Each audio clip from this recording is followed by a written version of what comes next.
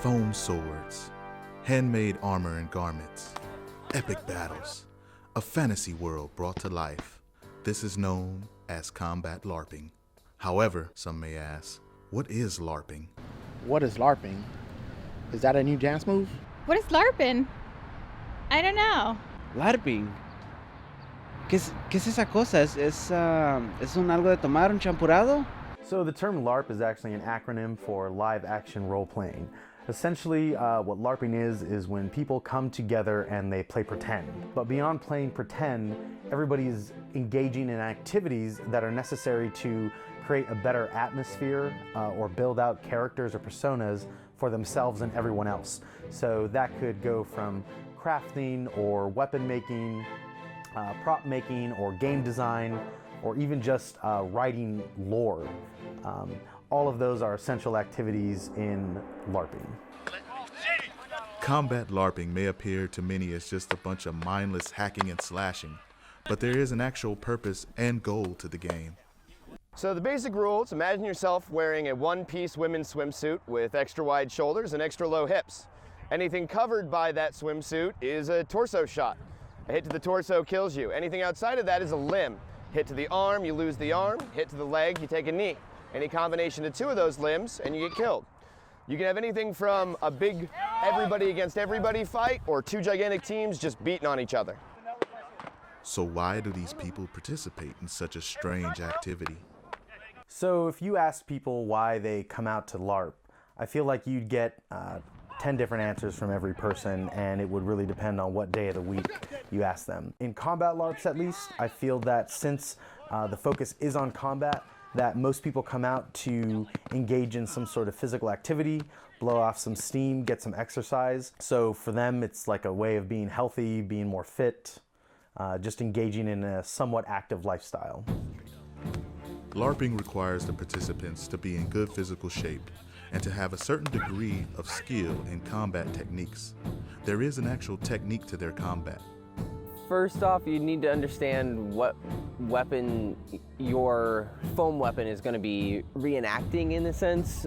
If you understand that, you can find historical manuals which allow you to understand how that weapon worked in real life, which then you can take those techniques and transition them into foam, which is mainly transitioning into the lighter weight and the bounce back from each shot, which allows you to chain up multiple hits.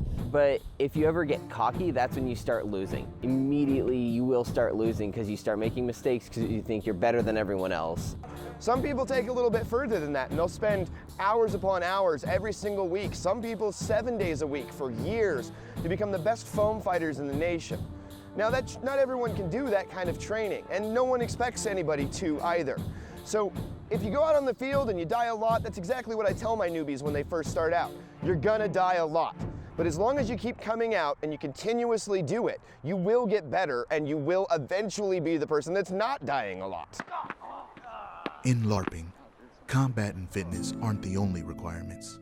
Creativity is another important factor that requires dedication. With the weapons, it's what exactly you want it to be and how it's going to work with your body type. The best gear you can get, it's usually what you can make yourself. If you've put the time in to learn how to make the gear, you learn what works better for you, what works better for someone else, and the more you use your own gear that you made, the better you get with it. For me, it starts off first with an idea, and once I get the idea, I can develop the design. And then after I develop the design, I get my supplies and I just go. When I work on a new project, I need a lot of different supplies. I need my fabric, I need my pins, I need my sewing machine, and that's just the basics. My third trial, the masterwork project, I made a coat. And it was just a straight, long sleeve coat that hangs down to around my knees. And then on the back, I did most of the work there. I did a design with my unit symbol in the middle, and then there was a dragon curled around it. Public perception is that LARPers are stereotypical nerds and social outcasts, but that's not the case at all. LARPers come from all walks of life and some surprising backgrounds. LARP is my real life, so that's what I do most of the time. But I guess on my off time, I've got the hobby of, a real job. For myself, I'm a member of the California Army National Guard, and I'm actually a helicopter mechanic. Some people may think that LARPing is just comprised of guys, but actually it consists of both men and women. And the thing is, yeah, there's a lot of guys out there who can probably kick your ass, but the thing is, anyone can be a badass if they put in the time. I mean, the worst that could happen is you get a couple of bruises and you don't have a really good time. Best case scenario, you're gonna come down, you're gonna get your butt whooped, but you're gonna have a great time and you're gonna meet some lifelong friends. Battling in the park isn't the only battlefield for LARPing. The main event these groups train for are the gatherings that bring together other LARPing groups for celebrations and epic battles. So when I go out to events across the country and all over the western states, and I see a huge gathering of people, the feeling that I get is a real sense of community, and that the community exists, and not only exists, but that it's thriving.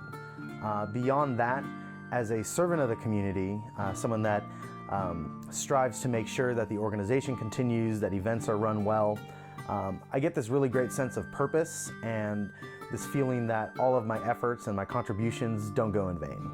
When you go to an event and you see a big group of people, you realize that you are only a part of something that's a lot bigger.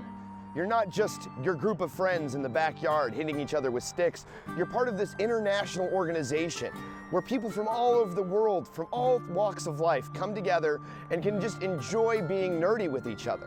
Some of these people you'll meet and you'll enjoy spending time with, and they will become lifelong friends.